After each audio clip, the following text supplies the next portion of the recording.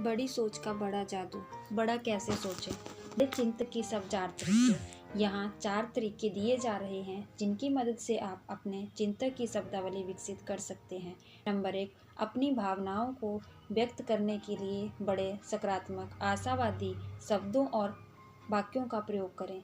जब कोई आपसे पूछता है आप आज कैसा महसूस कर रहे हैं और आप उसे जवाब देते हैं, मैं थका हुआ हूँ, मुझे सिर दर्द है, काश कि आज शनिवार होता, मेरा आज बहुत बुरा हाल है, तो आप स्थिति को अपने ही हाथों खराब कर रहे हैं। इसका अभ्यास करें। यह एक बहुत आसान है, परंतु इसमें बहुत शक्ति है। जब भी कोई आपसे पूछे आप कैसे हैं या आप आज कैसा महसूस कर रहे हैं, तो जवाब में हमेशा कहें बहुत बढ़िया, धन्यवाद, आप कैसे हैं, या कहें बेहतरीन या शानदार। हर मौके पर कहें कि आप बढ़िया महसूस कर रहे हैं और आप सचमुच बढ़िया महसूस करने लगेंगे, और ज़्यादा बड़ा भी। एक ऐसे व्यक्ति बने जो हमेशा बढ़िया महसूस करता है। इससे दोस्त बनते हैं। नंबर 2, दूसरे लोगों का वर्णन करते समय चमकीले, खुशनुमा, सकारात्मक शब्दों और वाक्यों का प्रयोग करें। यह नियम बना लें कि आप अपने सभी दोस्तों और सहयोगियों के लिए बड़े सकारात्मक शब्दों का प्रयोग करेंगे।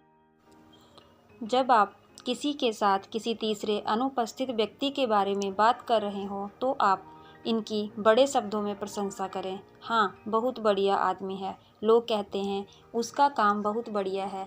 इस बात का बहुत ध्यान रखें कि आप उसकी बुराई ना करें या घटिया भाषा का इस्तेमाल ना करें। देर सवेर तीसरे व्यक्ति को पता चल जाता है आपने क्या कहा है, और आपने जो बुराई की थी वह आपको ही बुरा बना सकती है। नंबर 3, दूसरों का उत्साह बढ़ाने के लिए सकारात्मक भाषा का प्रयोग करें। हर मौके पर लोगों की तारीफ करें। अपनी पत्नी या अपने पति की हर रोज़ तारीफ करें। अपने साथ काम करने वालों की रोज़ तारीफ करें। अगर सच्ची तारीफ की जाए तो यह सफलता का औजार बन जाती है। इसका प्रयोग करें। इसका प्रयोग बार बार हर बार करें। लोगों के हुलिये, उनके काम, उनकी उपलब्धियों, उनके परिवार की तारीफ करें। नंबर 4, दूसरों के सामने योजना प्रस्तुत करते समय सकारात्मक शब्दों का प्रयोग करें। जब लोग इस तरह की बात सुनते हैं, मैं आपको एक अच्छी खबर सुनाना चाहता हूँ, हमारे सामने एक सुनहरा अवसर है, तो आपके दिमाग में आशा जाग जाती है।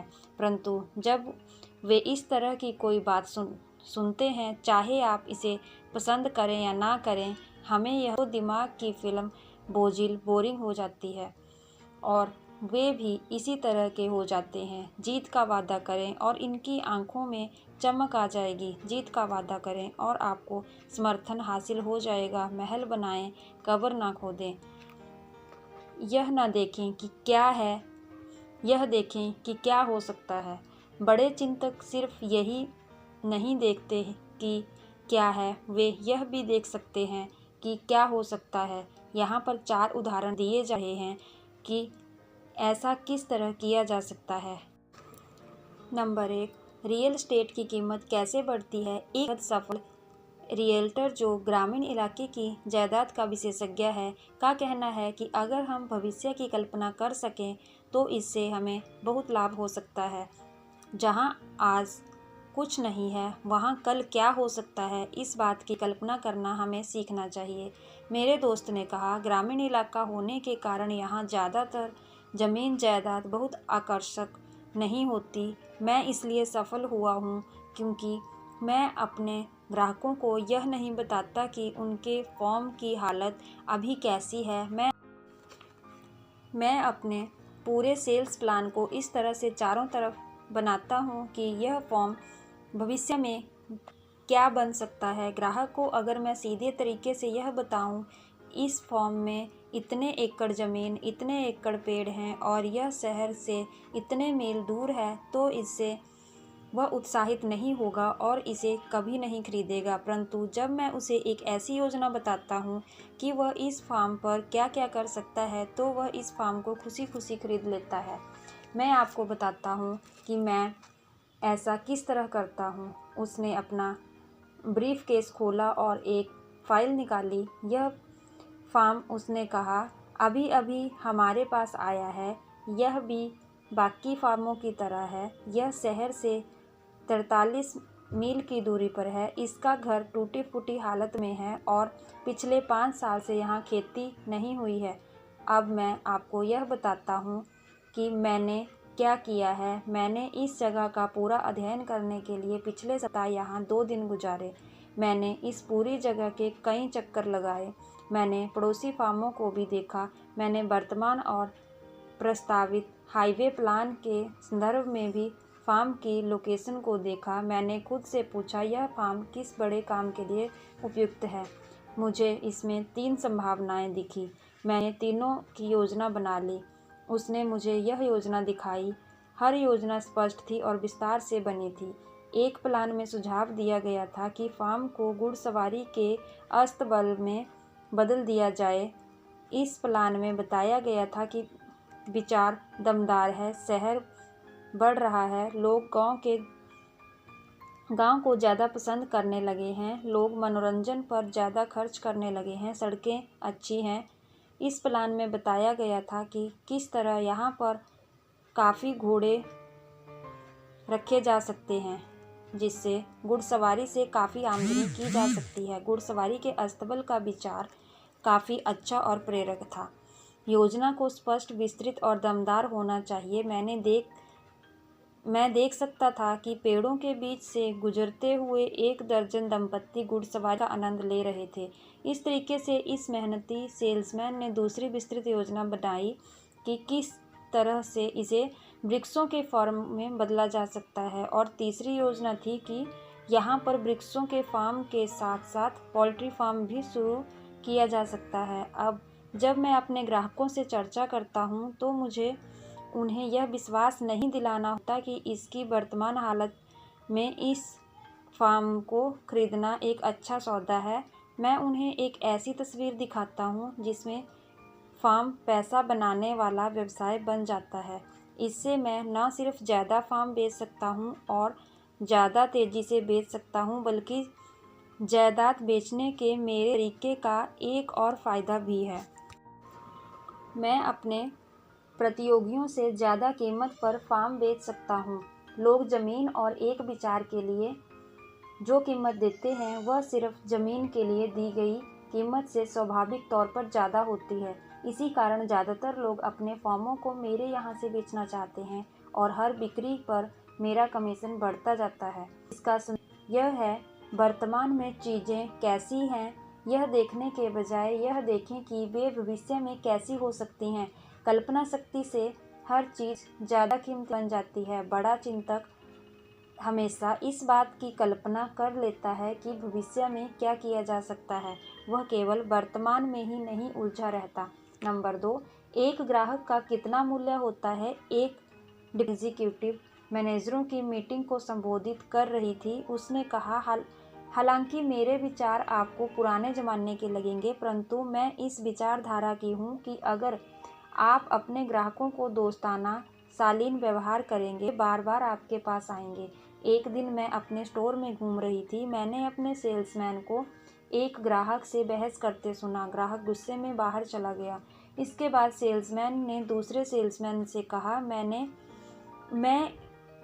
$1.98 के ग्राहक के पीछे अपना समय क्यों खराब करूं? इसकी ज़रूरत के सामान के लिए पूरे स्टोर को क्यों छानूं? वह इस काबिल ही नहीं है।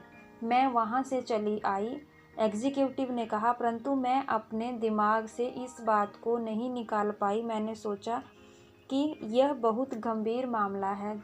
जब हमारे सेल्समैन अपने ग्राहकों को 1.98 की श्रेणी में रखते हैं, मैंने तभी यह फैसला किया कि सोच के इस ढंग को बदलना होगा। जब मैं वापस अपने ऑफिस में पहुंची तो मैंने अपने रिसर्च डायरेक्टर को बुलाया और उसने पूछा कि हमारे स्टोर में पिछले साल औसत ग्राहक ने कितने पैसे का माल खरीदा। उसने मुझे जो आंकड़ा बताया उससे मुझे भी हैरत हुई। हमारे रिसर्च डायरेक्टर के आंकड़ों के हिसाब से औसत ग्राहक ने हमारे स्टोर से $310 का सामान खरीदा। इसके बाद मैंने अपने सुपरवाइज़र की मीटिंग बुलाई और उन्हें यह घटना बताई। फिर मैंने उन्हें यह बताया कि हमारे ग्राहक का मूल्य वास्तव में कितना है। एक बार मैंने जब इन लोगों को यह समझा दिया कि एक बार की खरीदारी के हिसाब से नहीं तौलना चाहिए बल्कि सालाना खरीदारी के हिसाब से तौलना चाहिए, तो हमारे स्टोर में ग्राहकों के प्रति दृष्टिकोण पूरी तरह बदल गया। रिटेलिंग एग्जीक्यूटिव की यह बात किसी भी तरह के बिजनेस पर लागू होती है। बार बार के बिजनेस में लाभ होता है। अक्सर कई धंधों में शुरुआत में तो कोई लाभ नहीं होता। ग्राहकों की भविष्य की यह न देखें कि वे वर्तमान में क्या खरीद रहे हैं। ग्राहकों को मूल्यवान समझने से वे बड़े नियमित संरक्षकों में बदल जाते हैं। ग्राहकों को तुच्छ समझने से वे किसी दूसरे से सामान खरीदने लगते हैं। एक विद्यार्थी ने एक बार मुझे यह महत्वपूर्ण घटना सुनाई और बताया कि एक रेस्टोरेंट में कभी नाश्ता क्यों नहीं करता। एक लंच के लिए विद्यार्थी ने कहा, मैंने एक नए रेस्टोरेंट में जाने का फैसला किया। यह रेस्टोरेंट 2 सप्ताह पहले ही खुला था। मेरे लिए अभी पैसा बहुत महत्वपूर्ण है, इसलिए मैं सुनिश्चित कर लेता हूँ कि मैं जो खरीद रहा हूँ उसकी कीमत क्या है। मीट सेक्शन के पास से गुजरते समय मैंने टर्की को देखा और उस पर कीमत डली थी 39 सेंट। जब मैं कैश रजिस्टर के पास गया तो चेकर ने मेरी ट्रे को देखा और कहा 1.09। मैंने नम्रता से उससे दोबारा चेक करने को कहा क्योंकि मेरे हिसाब से बिल 99 सेंट का होना चाहिए था। मेरी तरफ घूमने के बाद उसने फिर से हिसाब जोड़ा। हिसाब में जो अंतर आ रहा था वह टर्की की कीमत के कारण था। उसने 39 सेंट की जगह मुझसे 49 सेंट लिए थे। परंतु फिर मैंने उसका ध्यान इस साइन बोर्ड की तरफ खींचा जिसमें लिखा हुआ था 39 सेंट। इससे वह भड़क गई। मुझे इस बात की परवाह नहीं है कि साइन बोर्ड पर क्या लिखा है। इसका दाम है 49 सेंट। देखिए, यह रही आज की मूल्य सूची। किसी ने शायद गलती से वहाँ पर साइन बोर्ड लगा दिया होगा। आपको 49 सेंट ही देने होंगे। फिर मैंने उसे यह समझाने की कोशिश की कि मैंने टर्की ली ही इसलिए थी क्योंकि इसका मूल्य 39 सेंट था। अगर इसका मूल्य सेंट होता तो मैं इसकी जगह कोई दूसरी चीज़ ले लेता। इसके बाद भी उसका जवाब था, चाहे जो हो, आपको 49 सेंट देने होंगे। मैंने ऐसा ही किया क्योंकि मैं वहां खड़े रहकर तमाशा खड़ा नहीं करना चाहता था। परंतु मैंने इसी समय यह फैसला भी कर लिया कि मैं दोबारा इस रेस्टोरेंट में नहीं जाऊंगा। मैं हर साल लंच पर $50 खर्च करता हूं और यह बात तो पक्की है कि मैं इस रेस्टोरेंट में एक पाई भी खर्च नहीं करूंगा। यह छोटे नज़रिए का एक उदाहरण है। चेकर ने कीमत का छोटा सा अंतर ही देखा। उसने संभावित $250 की सेल नहीं देखी। नंबर 3, अंधे दूध वाले का मामला। हैरत की बात है कि लोग किस तरह भावी संभावना के प्रति अंधे हो जाते हैं। कुछ साल पहले एक युवा दूध वाला हमारे घर पर दूध के बिजनेस के सिलसिले में आया। मैंने उसे समझाया कि हमारा दूध वाला अच्छा दूध देता है और हम उसकी सेवाओं से संतुष्ट हैं। फिर मैंने उसे सुझाव दिया कि वह पड़ोस की महिला से पूछ ले। इसके जवाब में उसने कहा, मैंने पड़ोस की महिला से पहले ही बात कर ली है, परंतु वे लोग 2 दिन में 1 कार्ट दूध ही लेते हैं और मैं इतनी कम रकम के लिए यहाँ रुकूं, यह फ़ायदे का सौदा नहीं होगा। शायद आपकी बात सही हो, मैंने कहा, परंतु जब आप मेरी पड़ोसन से बात कर रहे थे तो आपने यह नहीं देखा कि इस घर में दूध की मांग 1-2 महीने में बढ़ने वाली है। इनके यहाँ बच्चा पैदा होने वाला है जो निश्चित रूप से काफ़ी दूध पिएगा। उस युवक ने मेरी तरफ ऐसे देखा जैसे उसे घूंसा मार दिया गया हो और फिर उसने कहा, कोई इंसान कितना अंधा हो सकता है। कभी तो जो परिवार 2 दिन में 1 कार्ट दूध खरीदता था, आज वही परिवार 2 दिन में 7 कार्ट दूध खरीदता है। परंतु वह दूध वाला भविष्यदर्शी नहीं था। उस छोटे बच्चे के अब 2 छोटे भाई और 1 छोटी बहन हो चुके हैं और मुझे जानकारी मिली है कि उनके यहाँ एक और बच्चा पैदा होने वाला है। हम कितने अंधे हो सकते हैं। इसलिए यह देखें कि क्या हो सकता है। सिर्फ यह न देखें कि क्या है। जो स्कूल टीचर जिम्मी के सिर्फ वर्तमान भविष्य के बारे में सोचेगा, वह यही सोचेगा कि जिम्मी बदतमीज, पिछड़ा और गंवार है। परंतु अगर टीचर ऐसा सोचेगा तो इससे जिम्मी का विकास नहीं हो पाएगा। परंतु जो टीचर जिम्मी की संभावनाओं को देख सकेगा, वही उसका विकास कर पाएगा। ज़्यादातर लोग सिक्कड़ रोग से गुजरते समय केवल हारे हुए शराबियों को देख पाते हैं, परंतु कुछ निष्ठावान लोग सिक्कड़ रोग से गुजरते समय एक सुधरे हुए नागरिक की संभावना को भी देख सकते हैं। और चूंकि वे भविष्य की संभावना को देख पाते हैं, इसलिए वे यहाँ पर एक सफल सुधार कार्यक्रम शुरू कर पाते हैं।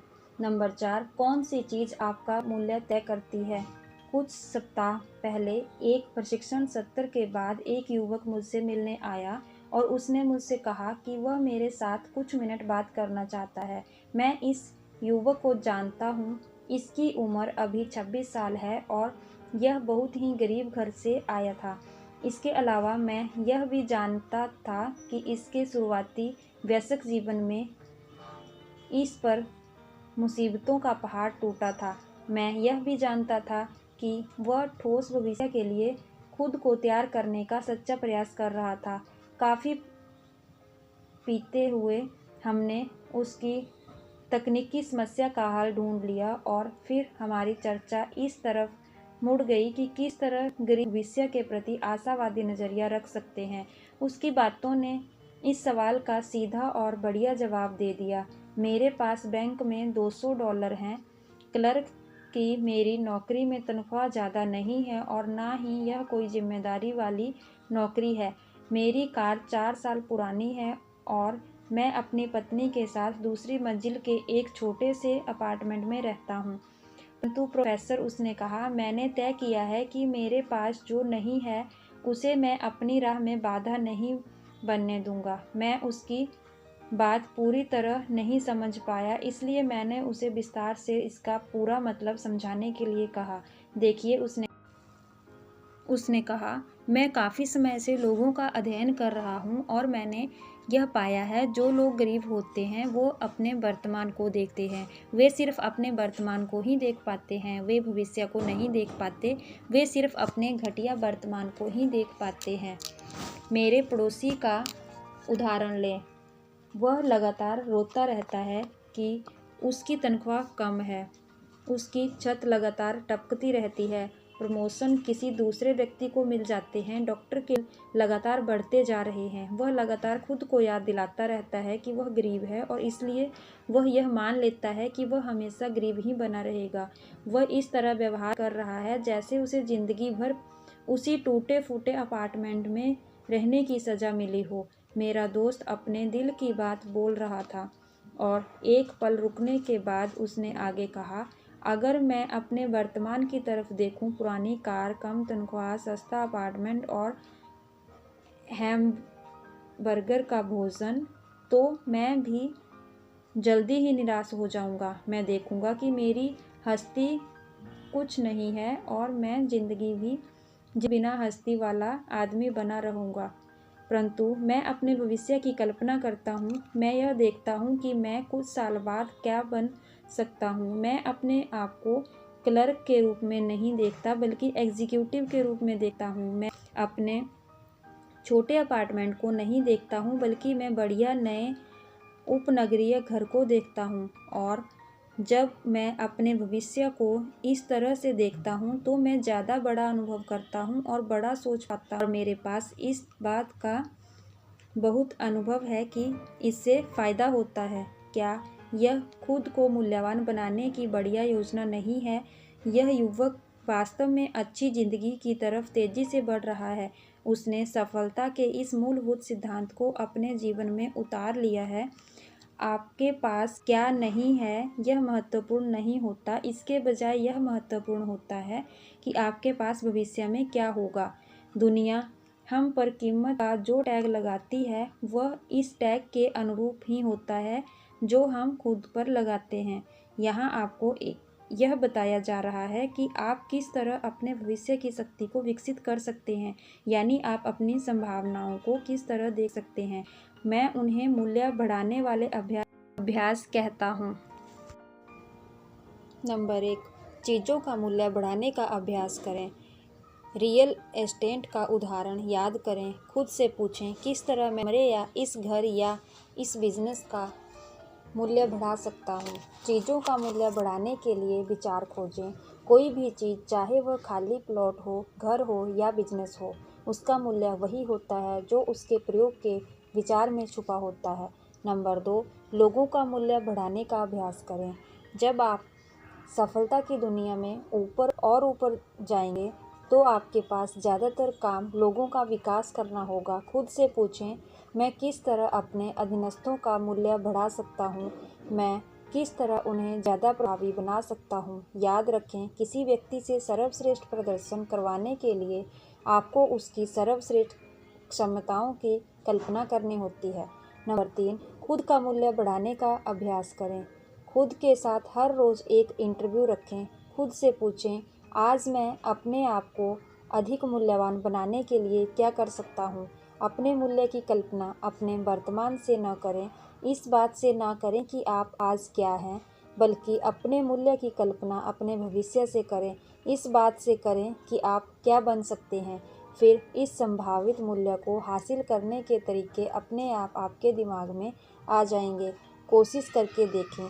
मध्यम आकार की प्रिंटिंग कंपनी, 60 कर्मचारी के रिटायर्ड मालिक मैनेजर ने मुझे बताया कि उसने अपना उत्तराधिकारी कैसे चुना। 5 साल पहले उसने कहा, मुझे अकाउंटिंग और ऑफिस के बाकी काम के लिए अकाउंटेंट की ज़रूरत थी। मैंने हैरी नाम के 26 वर्षीय युवक को काम पर रख लिया। उसे प्रिंटिंग बिजनेस की कोई समझ नहीं थी, परंतु उसके रिकॉर्ड से पता चलता था कि वह एक अच्छा अकाउंटेंट था। 1.5 साल पहले जब मैं रिटायर हुआ तो हमने उसे अपनी कंपनी का प्रेसिडेंट और जनरल मैनेजर बना दिया। जब मैं इस बारे में सोचता मुझे लगता है कि हैरी में एक गुण ऐसा था जो उसे बाकी सब लोगों से आगे कर देता था। हैरी पूरी कंपनी में गंभीरता से सच्ची रुचि लेता था। वह सिर्फ चेक नहीं लिखता था, वह सिर्फ रिकॉर्ड ही नहीं रखता था। जब भी वह देखता था कि वह बाकी कर्मचारियों की मदद कर सकता था, वह तत्काल काम में जुट जाता था। हैरी के आने के 1 साल के भीतर हमारे कुछ कर्मचारी चले गए। हैरी मेरे पास एक फ्रिज बेनिफिट प्रोग्राम लेकर आया और उसका कहना था कि इससे लागत कम आएगी और इससे सचमुच लाभ हुआ। हैरी ने और भी कई काम किए जिनसे सिर्फ इसके विभाग को नहीं बल्कि पूरी कंपनी को फ़ायदा हुआ। उसने हमारे उत्पादन विभाग का लागत अध्ययन तैयार किया और बताया कि किस तरह $30,000 की नई मशीनों में निवेश करके हम ज़्यादा लाभ कमा सकते हैं। एक बार हमारा माल नहीं बिक पा रहा था।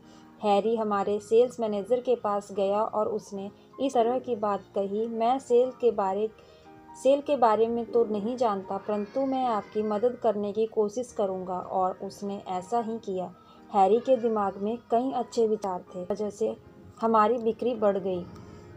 जब भी कोई नया कर्मचारी कंपनी में आता था, हैरी उस आदमी की काफ़ी मदद करता था। हैरी पूरी कंपनी में सच्ची रुचि लेता था।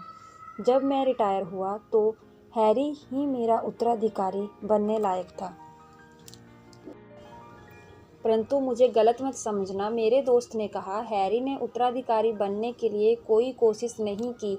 वह किसी काम में अड़ंगा नहीं लगाता था। वह नकारात्मक रूप से आक्रामक नहीं था। वह लोगों की पीठ पीछे बुराई नहीं करता था और वह ऑर्डर भी नहीं देता था। वह सिर्फ मदद करता था। हैरी इस तरह बर्ताव करता था जैसे कंपनी में होने वाली हर चीज़ से उसे फ़र्क पड़ता था। उसने कंपनी के बिजनेस को अपना बिजनेस मान लिया था। हैरी के उदाहरण से हम भी सीख सकते हैं, मैं अपना काम कर रहा हूँ और यही काफ़ी है वाला रवैया छोटी नकारात्मक सोच है। बड़े चिंतक अपने आप को टीम के सदस्य के रूप में देखते हैं और अकेले नहीं, बल्कि टीम के साथ जीतते या हारते हैं। वे जितनी मदद कर सकते हैं करते हैं, चाहे इसके बदले में उन्हें कोई सीधा लाभ हो रहा हो या ना हो रहा हो। वह आदमी जो अपने डिपार्टमेंट के बाहर की हर समस्या को यह कहकर टाल देता है, इससे मुझे कोई लेना नहीं है, उसी डिपार्टमेंट के लोगों को इस बात की चिंता करने दो। उसका रवैया उसे कभी लीडर नहीं बनवा सकता। इसका अभ्यास करें। बड़े चिंतक बनने का अभ्यास करें। कंपनी की रुचि को अपनी रुचि की तरह देखें। बड़ी होने वाले बहुत कम लोग अपनी कंपनी में सच्ची निस्वार्थ रुचि लेते हैं, परंतु बहुत कम लोग ही बड़े चिंतक बनने के काबिल होते हैं और इन्हीं थोड़े से लोगों को ज़्यादा जिम्मेदारी, ज़्यादा तनख्वाह वाली नौकरियां दी जाती हैं। बहुत से लोग अपनी उपलब्धि की राह में छोटी, घटिया, महत्वहीन चीज़ों को बाधा बना लेते हैं। हम इन 4 उदाहरणों को देखें। नंबर 1, अच्छे भाषण के लिए। हर व्यक्ति चाहता है कि वह सबके सामने बढ़िया बोल सके, परंतु ज़्यादातर लोगों की यह चाहत नहीं हो पाती। ज़्यादातर लोग घटिया वक्ता होते हैं। क्यों? इसका कारण सीधा सा है। ज़्यादातर लोग बोलते समय बड़ी महत्वपूर्ण बातों के बजाय छोटी घटिया बातों पर ध्यान देते हैं। चर्चा की तैयारी करते समय ज़्यादातर लोग खुद को मानसिक निर्देश देते रहते हैं, मुझे सीधे खड़े रहना चाहिए, इधर उधर नहीं हिलना है और अपने हाथों का प्रयोग नहीं करना है। जनता को यह पता न चलने दें कि आप नोट्स की मदद ले रहे हैं। याद रखें, ग्रामर की गलती न होने दें। इस बात का ध्यान रखें कि आपकी टाई सीधी रहे। जोर से बोलें पर ज़्यादा जोर से नहीं, इत्यादि। अब जब वक्ता बोलने के लिए खड़ा होता है तो क्या होता है? वह डरा हुआ होता है, क्योंकि उसने अपने दिमाग में एक सूची बना ली है कि उसे क्या चीज़ें नहीं करनी चाहिए। क्या मैंने कोई गलती कर दी है?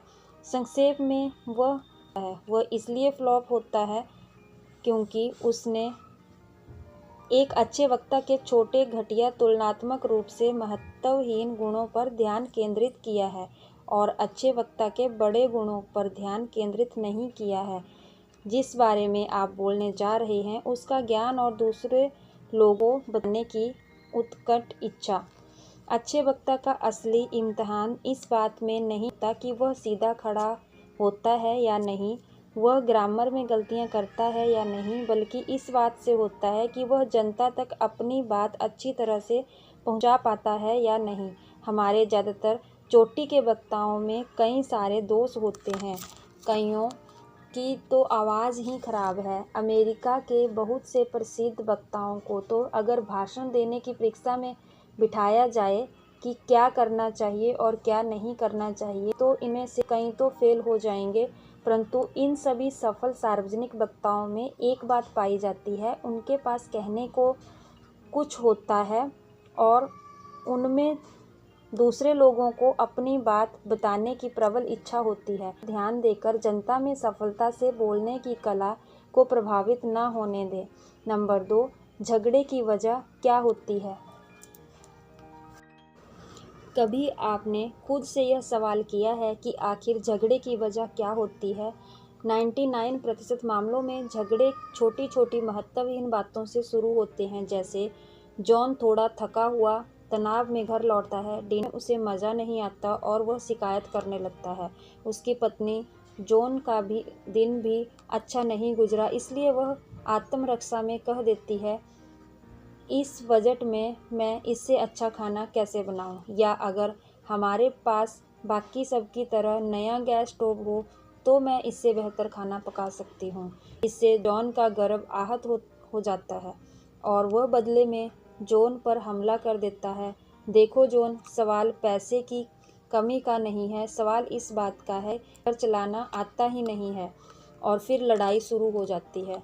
जब तक शांति स्थापित होती है तब तक दोनों ही पक्ष एक दूसरे की पर तरह तरह के आरोप लगा चुके होते हैं। एक दूसरे के माँ बाप, सेक्स, पैसे, शादी से पहले के वादे, शादी के बाद के वादे के दूसरे मामलों को बीच में लाया जाता है। दोनों ही दल युद्ध में तनावग्रस्त, नर्वस होते हैं। दोनों के मतभेद पूरी तरह ही नहीं सुलझ पाते और दोनों को ही अपनी अगली लड़ाई में इस्तेमाल करने के लिए नए हथियार मिल जाते हैं। छोटी छोटी चीज़ की वजह से, छोटे चिंतन की वजह से ज़्यादातर झगड़े होते हैं। इसलिए झगड़ों से अगर आप बचना चाहते हैं तो आपको छोटे चिंतन से बचना होगा। यहाँ एक आजमाई हुई तकनीक बताई जा रही है। किसी की शिकायत करने से पहले, उस पर आरोप लगाने से पहले, उसे डांटने से पहले, आत्मरक्षा में उस पर हमला करने से पहले खुद से पूछें, क्या यह वास्तव में महत्वपूर्ण है? ज़्यादातर मामला महत्वपूर्ण होता ही नहीं है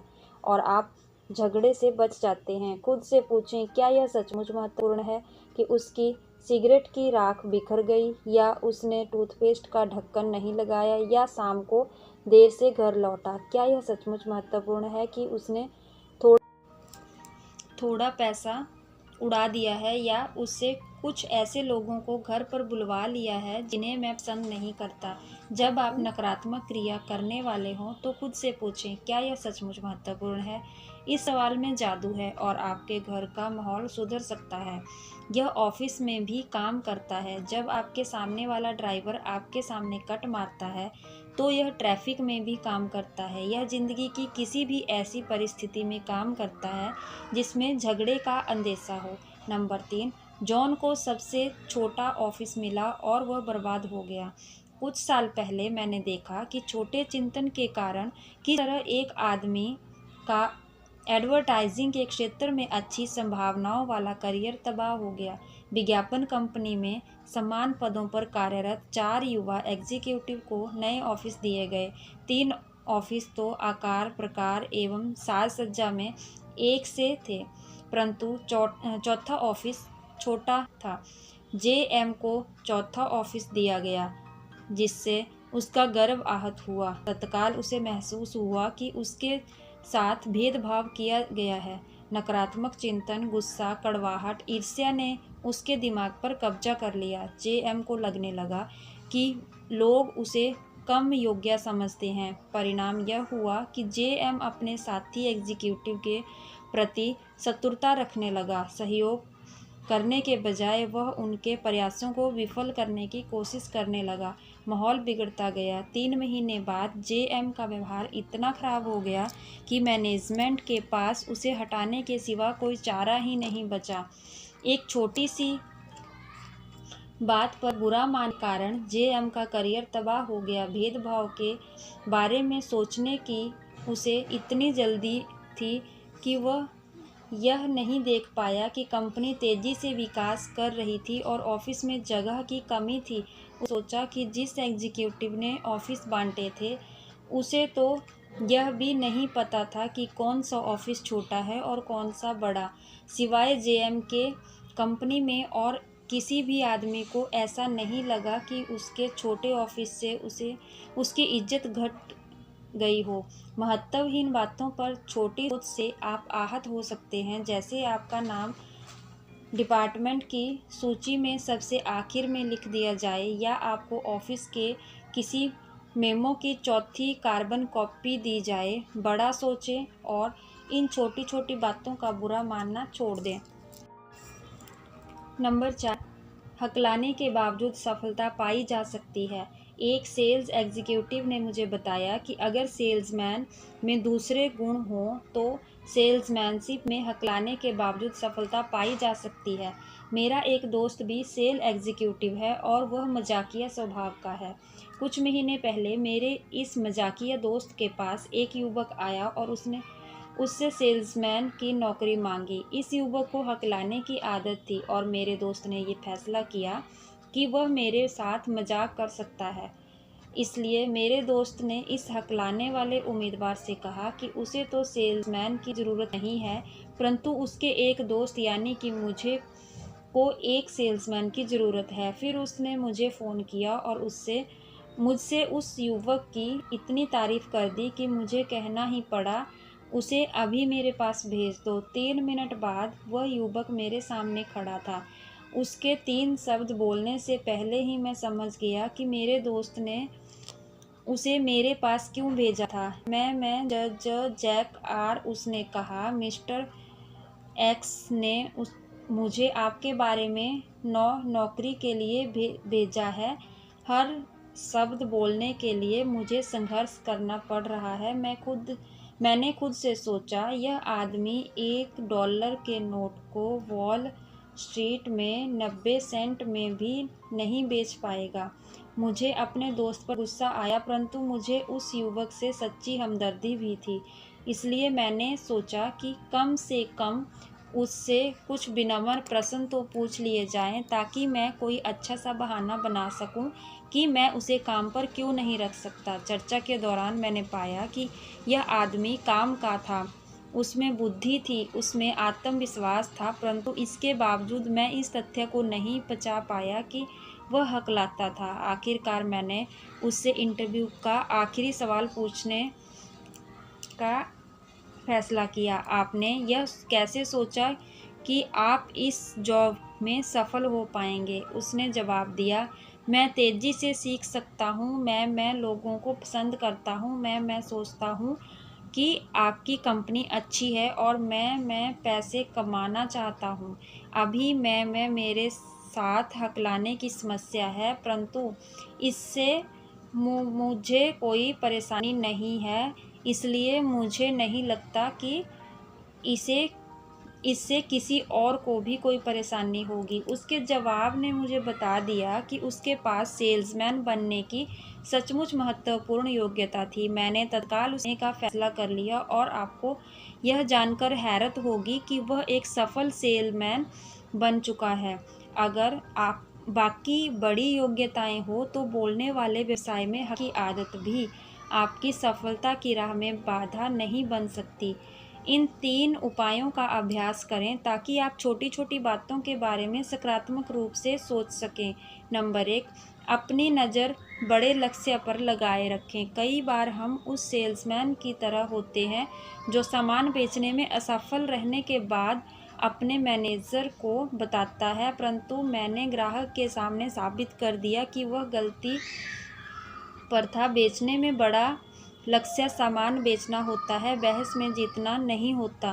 शादी में बड़ा लक्ष्य शांति सुख खुशी होता है, बहस में जीतना नहीं होता या यह कहना नहीं होता, मैं तुम्हें यह बात पहले से ही बता सकता था। कर्मचारियों के साथ काम करते समय बड़ा लक्ष्य उनकी पूरी क्षमता का उपयोग करना होता है, छोटी छोटी गलतियों पर उन्हें नीचा दिखाना नहीं होता। पड़ोसियों के साथ बड़ा लक्ष्य आपसी सम्मान और दोस्ती होता है, यह देखना नहीं होता कि उनका कुत्ता कभी कभार रात में भौंकता है, इसलिए इस कुत्ते को जंगल में छोड़ देना चाहिए। मिलिट्री की भाषा में कहा जाए तो संग्राम में हार कर युद्ध जीतना बेहतर होता है, संग्राम को जीतकर युद्ध हारना अच्छा नहीं होता। अपनी नज़र को बड़े लक्ष्य पर जमाए रखें। नंबर 2, खुद से पूछें क्या महत्वपूर्ण है। नकारात्मक रूप से उत्तेजित होने के बजाय अपने आप से पूछें, क्या यह मामला इतना महत्वपूर्ण है कि मैं इस बारे में इतनी चिंता करूं? अगर आप खुद से यह सवाल पूछेंगे तो आप छोटे छोटे मामलों पर कुंठित होने से बच सकते हैं। अगर हम झगड़े की परिस्थितियों में खुद से पूछें क्या यह सचमुच महत्वपूर्ण है, तो हम कम से कम 90% झगड़ों से बच सकते हैं। नंबर 3, छोटेपन के जाल में ना फंसें। भाषण देते समय समस्याएं पैदा करने के बजाय समस्याएं सुलझाएं। कर्मचारियों को सलाह देते समय उन्हीं बातों पर ध्यान केंद्रित करें जो महत्वपूर्ण है, जिनसे फ़र्क पड़ता है। सतही मुद्दों में उलझ कर ना रह जाएं, महत्वपूर्ण चीज़ों पर ध्यान केंद्रित करें। अपनी सोच और नापने के लिए यह टेस्ट दें। नीचे बाएं कॉलम में कुछ आम परिस्थितियां दी गई हैं, बीच वाले में और दाएं कॉलम में यह तुलना की गई है कि इसी स्थिति का सामना छोटे चिंतक और बड़े चिंतक किस तरह करते हैं। खुद ही देख लें, फिर फैसला करें कि जाना चाहता हूँ वहाँ मैं किस रास्ते पर चलकर पहुँच सकता हूँ, छोटे चिंतन से या बड़े चिंतन से। एक ही परिस्थिति का सामना 2 तरीकों से किया जा सकता है, फैसला आपके हाथ में है। परिस्थिति, खर्च का अमाउंट। छोटे चिंतक वाली शैली खर्च में कटौती करके आमदनी बढ़ाने के तरीके खोजता है। बड़े चिंतक की शैली ज़्यादा माल बेच आमदनी बढ़ाने के तरीके खोजता है। चर्चा। नंबर 2, अपने दोस्तों, अर्थव्यवस्था, अपनी कंपनी, प्रतियोगी कंपनियों के नकारात्मक पहलुओं के बारे में बात करता है। बड़े चिंतक नंबर 2, अपने दोस्तों, कंपनी, प्रतियोगी कंपनियों के सकारात्मक पहलू के बारे में बात करता है। प्रगति, छंटनी करने या यथास्थिति बनाए रखने में विश्वास करता है, विस्तार में विश्वास करता है। भविष्य में ज़्यादा संभावना नहीं देखता, बहुत उज्जवल भविष्य देखता है। काम से बचने के तरीके खोजता है, ज़्यादा काम और काम करने के ज़्यादा असरदार तरीके खोजता है, विशेष तौर पर दूसरों की मदद करने की। प्रतियोगिता, छोटे चिंतक, औसत लोगों के साथ प्रतियोगिता करता है। बड़े चिंतक, सर्वश्रेष्ठ लोगों के साथ प्रतियोगिता करता है। बजट, छोटे चिंतक, आवश्यक मदों में कटौती करके पैसे बचाने के तरीके समस्याएं खोजता है। बड़े चिंतक, आमदनी बढ़ाने के तरीके खोजता है और आवश्यक मदों में ज़्यादा खर्च करता है। लक्ष्य, छोटे चिंतक, छोटे लक्ष्य बनाता है। बड़े चिंतक, बड़े लक्ष्य बनाता है। लक्ष्य की दृष्टि, छोटे चिंतक केवल थोड़े समय के लिए लक्ष्य बनाता है, बड़े चिंतक लंबे समय के लिए लक्ष्य बनाता है। सुरक्षा, छोटे चिंतक सुरक्षा की समस्याओं में उलझा रहता है। बड़े चिंतक यह मानता है कि सफलता मिलेगी तो सुरक्षा अपने आप मिल जाएगी। साथी, छोटे चिंतक छोटे चिंतकों से घिरा रहता है। बड़े चिंतक बड़े प्रगतिशील विचारों वाले लोगों से घिरा रहता है। गलतियाँ, छोटे चिंतक छोटी गलतियों को बढ़ा चढ़ाकर दिखाता है। बड़े चिंतक महत्वहीन बातों, छोटी छोटी गलतियों को राई का पहाड़ बना देता है, नज़रअंदाज कर देता है। याद रखें, बड़ी सोच से हर तरफ से फ़ायदा होता है। नंबर 1, अपने आप सस्ते में न बेचें। खुद के कम मूल्यांकन का अपराध कभी न करें। अपने गुणों, अपनी योग्यताओं पर ध्यान केंद्रित करें। यह जान लें, आप जितना समझते हैं आप उससे कहीं बेहतर हैं। नंबर 2, बड़े चिंतक की शब्दावली का प्रयोग करें। बड़े चमकीले आशावादी शब्दों का प्रयोग करें। ऐसे शब्दों का प्रयोग करें जिनसे विजय, आशा, सुख, आनंद के भाव निकलते हों। ऐसे शब्दों का प्रयोग ना करें जिनसे असफलता, हार, दुख के निराशाजनक चित्र बनते हों। नंबर 3, अपनी दृष्टि को विस्तार दें। सिर्फ यह न देखें कि क्या है, बल्कि यह भी देखें कि क्या हो सकता है। चीज़ों, लोगों और खुद का मूल्य बढ़ाने का अभ्यास करें। नंबर 4, अपनी नौकरी के बारे में बड़ा दृष्टिकोण रखें। सोचें, सचमुच सोचें कि आपकी वर्तमान नौकरी महत्वपूर्ण है। आप वर्तमान नौकरी के बारे में क्या सोचते हैं, इसी बात पर आपका अगला प्रमोशन निर्भर करता है। नंबर 5, छोटी छोटी बातों से ऊपर उठें। अपने ध्यान को बड़े लक्ष्य पर लगाएं। छोटे मामलों में उलझने के बजाय खुद से पूछें, क्या यह बात सचमुच महत्वपूर्ण है। बड़ा सोचकर बड़े बन जाएं।